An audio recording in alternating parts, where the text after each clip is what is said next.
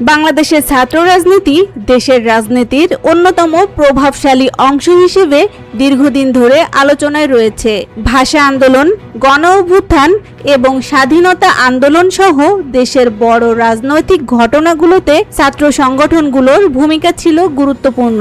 সময় বদলের সঙ্গে ছাত্র রাজনীতির ধরনও বদলেছে। এখন ক্যাম্পাস রাজনীতি শুধু আন্দোলন বা নেতৃত্ব তৈরির মধ্যেই সীমাবদ্ধ নেই। ক্ষমতার প্রভাব, দলীয় নিয়ন্ত্রণ এবং আধিপত্যের অভিযোগও নিয়মিত আলোচনায় আসে। বিভিন্ন বিশ্ববিদ্যালয় ও কলেজে ছাত্র সংগঠনগুলোর মধ্যে সংঘর্ষ, টেন্ডার নিয়ন্ত্রণ, হল দখল এবং সহিংসতার ঘটনাও বারবার খবরের শিরোনাম হয়েছে। একই সঙ্গে অনেকের মতে ছাত্র রাজনীতি এখনও ভবিষ্যৎ রাজনৈতিক নেতৃত্ব তৈরির বড় প্ল্যাটফর্ম।